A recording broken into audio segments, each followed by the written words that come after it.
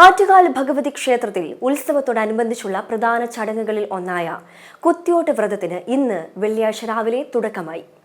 ദേവിയെ വണങ്ങി ദേവീദാസന്മാരാകാൻ ഇക്കുറി 592 ബാലന്മാരാണ് കുത്തിയോട്ട വ്രതം അനുഷ്ഠിക്കുന്നത്. പൊങ്കാലയ്ക്ക് ദിവസങ്ങൾ മാത്രം ബാക്കി നിൽക്കെ ക്ഷേത്രത്തിൽ ഭക്തജന തിരക്കേറി. അമ്മയെ പിരിഞ്ഞ ദുഃഖമല്ല, ആറ്റുകാൽ അമ്മയുടെ പടയാളിയായതിന്റെ സന്തോഷമാണ് കുഞ്ഞുമുഖങ്ങളിൽ. കുളിച്ച് ഈറനായി പള്ളിപ്പലകയിൽ നാണയങ്ങൾ ദക്ഷിണ വച്ചാണ് വ്രതം ആരംഭിച്ചത്. 12 വയസ്സിൽ താഴെയുള്ള ബാലന്മാരാണ് കുത്തിയോട്ട വ്രതം അനുഷ്ഠിക്കുന്നത്.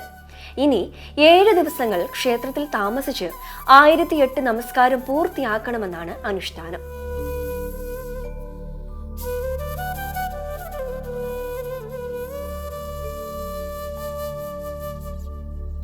മക്കളെ വ്രതാനുഷ്ഠത്തിനായി അയച്ച മാതാപിതാക്കൾക്കും സായുജ്യം. മഹിഷാസുരമർദ്ദിനിയായ ദേവിയുടെ മുറിവേറ്റ ഭടന്മാരാണ് ബാലന്മാരെന്നാണ് സങ്കല്പം. പൊങ്കാല ദിവസം മണക്കാട് ശാസ്താ ക്ഷേത്രത്തിലേക്കുള്ള ദേവിയുടെ പുറത്തെഴുന്നള്ളത്തിന് ഇവർ അകമ്പടി സേവിക്കും. 9ാം ഉത്സവ ദിവസം വൈകിട്ട് കിരീടവും ആടെ ആഭരണങ്ങളും ധരിപ്പിച്ച് ദേവി സന്നിധിയിൽ ചൂരൽ കുത്തും.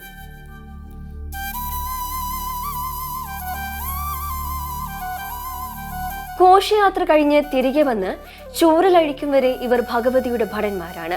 വഴിനീളെ സ്വീകരണം ഏറ്റുവാങ്ങി മണക്കാട് ശ്രീധർമ്മ ശാസ്താ ക്ഷേത്രത്തിലെത്തി അവിടെ കുറച്ച് വിശ്രമിച്ച് പൂജയും മറ്റ് വിശേഷാൽ പൂജകളും നടത്തി തിരികെ ആറ്റുകാൽ ക്ഷേത്രത്തിലെത്തുന്നു. അപ്പോഴേക്കും രാത്രി 11 മണിയാകും. അതുവരെ വ്രതശുദ്ധിയോടെ അമ്മയുടെ തിരുമുൻപിൽ കഴിഞ്ഞ ബാലന്മാർ ക്രമപ്രകാരം ചൂരലഴിച്ച് വ്രതം പൂർത്തിയാക്കുന്നു.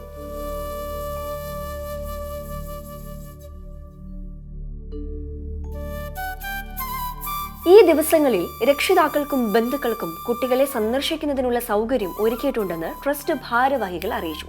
ദേവിയുടെ കല്യാണത്തിന്റെ ഒരുക്കങ്ങളാണ് കഴിഞ്ഞ ദിവസം തോറ്റംപാട്ടിൽ അവതരിപ്പിച്ചത്. കോവലിനെ ദേവി കല്യാണം കഴിക്കുന്നതിന്റെ വർണ്ണനകളാണ് ഇന്ന് അവതരിപ്പിക്കുക. ഈ ഭാഗം മാലപ്പുറം പാട്ട് എന്നാണ് അറിയപ്പെടുന്നത്. ഉത്സവത്തിന്റെ 2ാം നാളിൽ ക്ഷേത്രത്തിൽ ഭക്തജനങ്ങളുടെ ഒഴുക്കാണ് അനുഭവപ്പെടുന്നത്.